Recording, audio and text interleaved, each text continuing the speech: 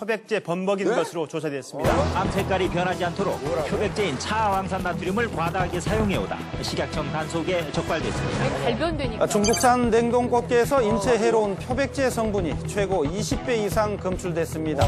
중국 수출업자들이 현지에서 꽃게를 표백제에 담가 색깔만 좋게 만든 것입니다. 냉동치를 해가지고 오는 게 아니고 냉장치를 해서 오다 보니까 운반 과정에서 색깔이라든지 선도 문제에서 가버리기 때문에 음식에 때깔을 내기 위해서 인체 해로운 약품을 마구 쓰고 있다는 소문이 속속 사실로 드러나고 있습니다. 마른 고사리를 물속에서 불린 뒤 삶고 있습니다. 그런데 이 고사리를 불리는 과정에서 표백제인 아황산 나트륨을 쓰는 건 공공연한 비밀입니다. 아황산 나트륨. 그동안 몰랐던 식품 첨가물의 믿기 힘든 불편한 진실. 스펀지 2.0에 알아야 산다. 내가 먹은 표백제 아황산 나트륨. 그렇다면 식품의 표백제로 사용된다는 아황산 나트륨은 주로 어떤 제품에 들어있을까요? 우선 어린이 간식이나 술안주로 자주 먹는 건조 과일부터 남녀노소 누구나 즐겨 먹는 반찬 단무지에도 아황산 나트륨이 첨가되어 있는데 짜장면 어떻게 해야 되나요? 게다가 나날이 그 인기를 더해가는 포도주에도 아황산 성분이 들어있었습니다. 아황산은 황을 포함하고 있는 물질로 주로 가공식품이라든지 발효식품에 들어있습니다. 그래서 이 아황산은 색깔이 있는 물질을 분해해서 이제 희고 밝게 하는 표백 효과를 가지고 있는데요. 그래서 과일이라든지 채소들을 말릴 때 일어나는 갈변 현상을 막아주기 위해서 사용하기도 하고요. 식품을 희고 깨끗하게 해준다는 아황산 나트륨. 과연 어느 정도의 표백 효과가 있을까요? 사람들이 먹는 식품 첨가물로도 옷을 표백시키는 것이 가능한 것인지 아황산 나트륨 400g을 넣어 확인해 보겠습니다. 정도면 옷도 표백이 되는 모양인데요. 청바지가 하얘지나? 아황산 나트륨이 들어간 지 1시간이 경과된 후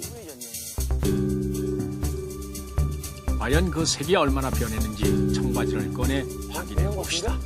어디? 물이 빠졌잖아요, 일단. 벌써 하얘졌고 물을 빠졌네. 처음엔 파란색 색을 띠던 청바지를 꺼내보니 군데군데 하얗게 얼룩이 져 있습니다. 식품 첨가물인 아황산 나트륨만으로도 청바지를 표백시킬 수 있다는 놀라운 사실. 다시 한번 확인해봐도 아황산 나트륨에 넣기 전 선명한 푸른빛을 띠던 청바지가 이제는 어느새 군데군데 예쁘게 탈색된 옅은 하늘색을 뗀 청바지로 바뀌게 됐습니다.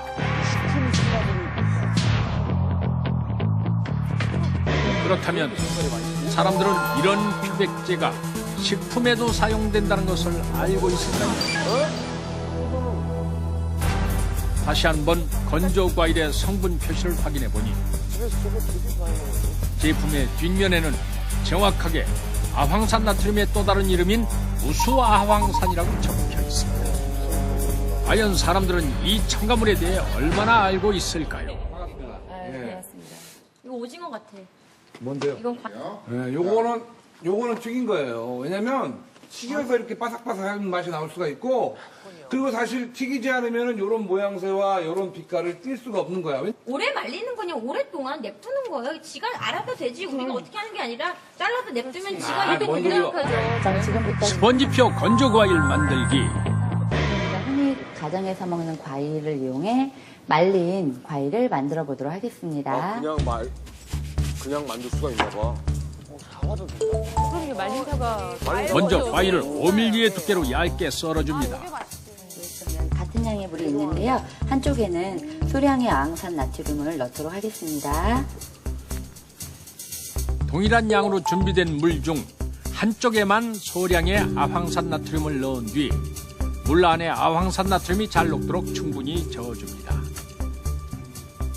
그 다음 준비된 각각의 용액에 얇게 썰어둔 과일을 넣어줍니다.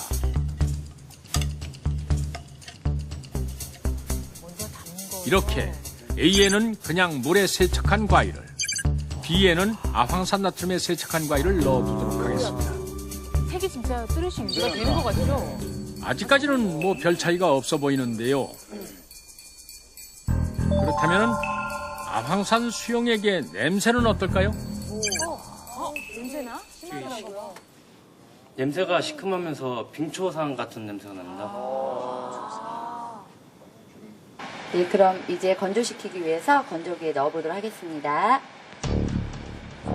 마지막으로 세척한 과일들이 빠른 시간 안에 잘 말려질 수 있도록 식품 건조기에 넣었습니다. 여전히 A는 물로 세척한 과일, B는 아황산 나트륨으로 세척한 과일입니다. 여러분 느껴지십니까? 건조기에 올려지는 순간부터 슬슬 변화가 보이기 시작합니다. 오, 많이 변했다, 색깔이. 바나나는 어떨까요? 그냥 물에 세척한 바나나와 아황산 나트륨에 세척한 바나나. 역시 그냥 물에 세척한 쪽은 슬슬 빛깔이 변하기 시작했습니다. 이거 사실 여자분들은 참 간식으로 많이. 네, 저희가 약 1분 정도 이 순수한 물과 아황산 나트륨 용액에 이 과일을 세척을 했는데요. 이렇게 올려놓는 과정에서도 벌써 변화들이 나타나고 있잖아요. 근데 한 5시간 정도 건조된 이후에는 어떠한 변화들이 있는지 한번 관찰해 보도록 하겠습니다. 어느덧 5시간이 경과되고 과연 각각 다른 용액에서 세척한 건조 과일들은 어떻게 변했을까요?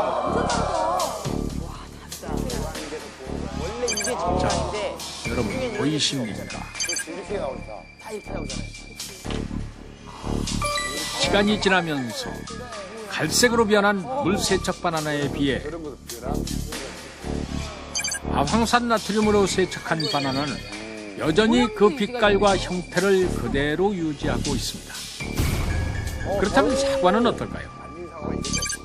물로 세척한 사과와 아황산 나트륨으로 세척한 사과입니다. 이번에도 역시 색과 형태를 잃어버린 듯 보이는 물세척 사과에 비해 아황산 나트륨으로 세척한 사과는 여전히 싱그러운 빛깔을 띠는 것이 정말 맛있어 보입니다. 이번엔 건조 사과를 반으로 잘라보겠습니다. 먼저 물로 세척했던 건조 사과를 반으로 잘라보니 푸석푸석 갈라지는 느낌이 영 텁텁하게 느껴지는데요.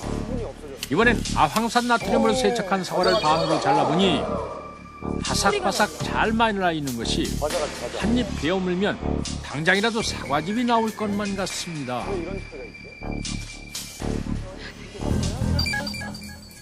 과연 사람들은 어느 쪽 건조 과일을 더 선호할까요? 저는 B 접시에 놓여져 있는 게 더 맛있어 보여요. 왜냐면 일단 윤기가 좀 나 보이고요. 근데 A 접시에 있는 이 사과는 약간 감자가 좀 마른 듯한 약간 텁텁해 보이는 그런 느낌이 좀 많이 나요. 그렇구나. 먹었어. 이거 바삭하고. 제가 먹어보니까 B 접시에 있는 게 좀 먹음직스럽게 보이긴 하는데요. 먹어보니까 좀 약간 생라면 맛이 나는 것 같고 A 접시에 있는 이 사과가 정말 사과 맛이 좀 나는 것 같아요. 사과 맛이 좀 나고 딱딱하지 않고 좀 더 먹으면 더 좋을 것 같은 정확한데요. 그럴 것 같네요. 맞췄네요. 일단 얘네들이 좀 나름대로 팔팔한데요. 네, 얘네들은 약간 좀 빛깔이 이 호박이야 뭐야? 이렇게 건조 과일을 시식한 4명 전원이 모두 아황산 나트륨으로 세척한 과일을 선호했습니다. 식품의 화장품이라 불리는 아황산 나트륨. 우리 식생활엔 얼마나 가까이 있을까요? 이 아황산 나트륨이 이름은 생소하지만 실제로는 우리 생활에서는 아주 광범위하게 쓰이고 있습니다. 왜냐하면 이것의 특성상 이 부패를 막아주고 표백 효과를 가지고 있기 때문에 이제 과일이라든지 채소를 이용한 가공식품에는 물론이고요. 기본적으로 이것이 이제 마트나 백화점에서 팔릴 때 신선도를 오랫동안 유지하기 위해서 아주 자주 쓰이는 이제 첨가물 중에 하나입니다. 그래서 예를 들면 그것이 키워질 때 유기농으로 키워졌다고 하더라도 그 유기농의 상태를 오랫동안 보존하기 위해서 이것이 쓰여져 있을 확률이 높고요. 그렇다면 이번엔 식재료인 채소로 그 효과를 확인해 봅시다. 양상치, 연근, 도라지 등의 채소를 각각 물과 아황산 나트륨에 나눠 세척한 후 상온에 말려보겠습니다. 3시간 경과된 후 바짝 말라있는 채소들에 비해 나무 같아, 나무. 여전히 싱싱한 상태를 유지하고 있는 채소. 시간이 지날수록 아황산 나트륨의 표백력은 점점 더 발휘되고 있었습니다. 놀라운 표백력의 아황산 나트륨. 우리 몸에는 어떨까요? 아황산염은 몸에 흡수되었을 때 대사되어 빠르게 빌활성화 되기 때문에 정상이라면 섭취 허용량 이내라면 별 문제될 것이 없습니다. 다만 과량 섭취되었을 경우 복통, 두통, 점막 자극, 순환기 장애, 기관지 염 등을 유발할 수 있기 때문에 조심하셔야 됩니다. 특별히 주의를 기울여야 될 것은 아황산염에 특별한 항체를 지닌 천식 환자입니다. 실제로 1980년대에 아황산염으로 인한 사망 사건이 여러 차례 발생해서 미국 식품의학청에서 샐러드 바에서의 아황산염 사용을 금지하는 법령을 제정하기도 하였습니다.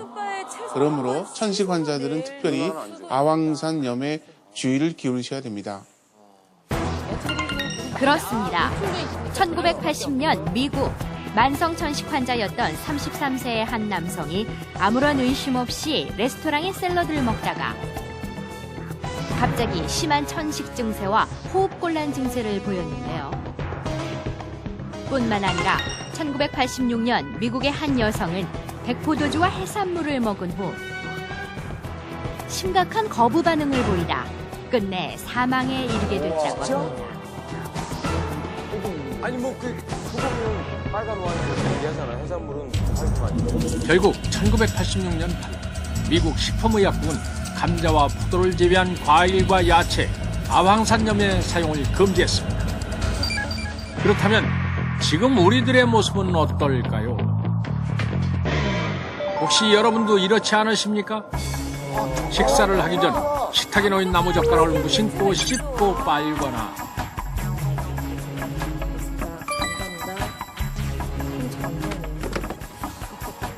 아니 이런 감사합니다.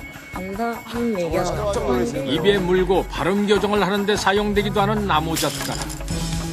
그런데 이런 나무젓가락 안에도 아황산 나트륨이 들어있다. 2007년 식약청에서 나무젓가락 1매당 아황산에서 검출되는 이산화황을 12mg 이하로 허용한다는 기준을 세웠을 만큼 나무젓가락에서 아황산 사용은 이어지고 있는데 부영치를 초하지 않는다고 해서 마음 놓고 사용해도 될런지 물고기가 담긴 어항에 각각 건조 과일과 나무젓가락을 넣어 그 상태를 확인해 보겠습니다. 그렇게 30분이 지나고 아직은 활발하게 움직이고 있는 물고기들에 비해서 나무젓가락이 들어간 어항의 물고기들은 시간이 지나면 지날수록 조금씩 뒤집히기 시작하더니 이제는 영 힘이 없어 보입니다. 우리 너무 음식 먹는데 지금 나무젓가락인데. 짜장면 먹을 때 저거 없으면 안 먹는 사람도 있어요. 그렇지. 하지만 어떻게든 수면 위로 올라가려 애쓰는 물고기. 이렇게 건조 과일에도 나무젓가락에도 백포도주에도 들어가는 식품 첨가물 아황산 나트륨. 그렇다면 얼마만큼의 아황산 나트륨을 섭취해야 안전할 수 있을까요? 예, 국제적으로 1일 섭취 허용량 ADI라고 하는데요. 사람 체중 1kg당 0.7g으로 정하고 있으니까 성인 체중 60kg인 성인을 기준으로 할 때 이산화황으로서 42mg 정도가 안전 섭취 수준이라고 하겠습니다. 2007년 한국소비자원에서 시중에 판매되는 포도주 15개 제품을 조사한 결과 최대 231ppm의 아황산이 검출됐다고 발표를 했습니다. 60kg 성인을 기준으로 하여 아황산 나트륨의 하루 허용량은 42mg. 따라서 건조과일 20개 혹은 포도주 4잔을 마셨다면 당신은 이미 1일 허용치 초과입니다. A는 하나도 뭐 안 들어간 거예요? 근데 되게 그냥 과일만? 얼마 안 되네 개수가. 그리고 A가 더 몸에 좋은 그래서 향이 거네. 좀 더 이렇게 감돌았구나. 그래, 이쁜 애들도 괜히 이쁜 애들 그러니까. 없더라. 그래, 멋있어. 못 사람으로 먹었어요. 치면 네. B가 보기는 좋아도 인간성은 A가 낫더라. 데리고 살기는 A가 나. 저는 A 택했어요. 여러분 명심하십시오. 깨끗하고 예쁘다고 다 좋은 것은 아닙니다.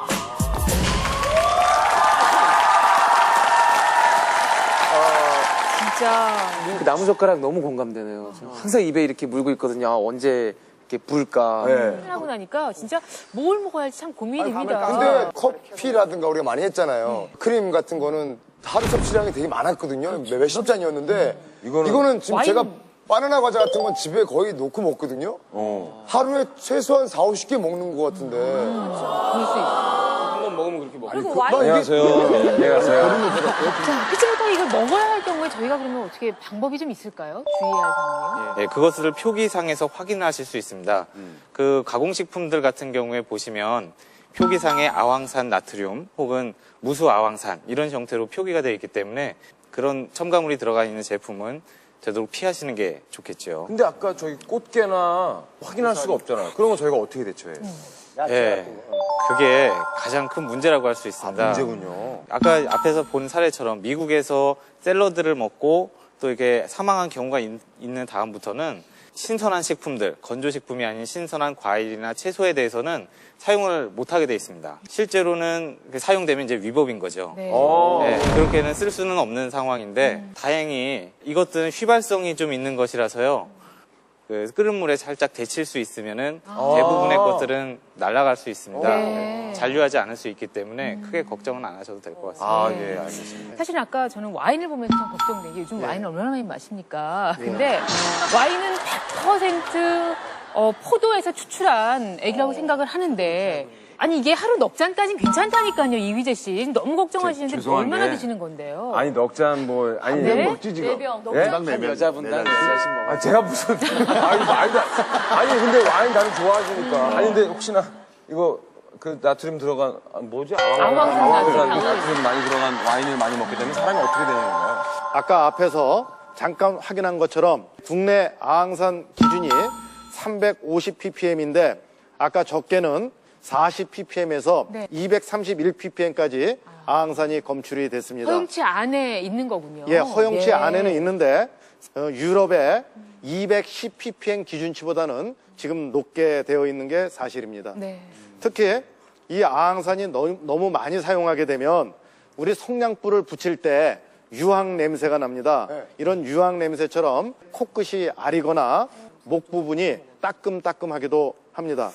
따라서 이런 아황산이 함유되어 있는 와인의 경우에는 즉시 따라 마시는 것보다는 이렇게 수십 분 좀 뚜껑을 열어놨다가 드시는 게 바람직하고요. 근데 건조 과일은 이렇게 어떻게 그 아황산 나트륨을 좀 없애는 방법은 없나요? 목이 네, 건조 과일은 지금, 네. 저 봉지를 열어놨다가 아황산은 좀 휴산이 되니까는 꺼내놨다가 아니 근데 드시는 공기 게. 중에 끓여놓으 먹으면 눅눅해져서. 이재현 씨도 지금 암담하신 것 같은데요? 표정이 지금. 건조과일하고 와인을 먹습니다. 건조과일하고 와인을 먹습니다. 그렇죠. 그럴 수 있죠.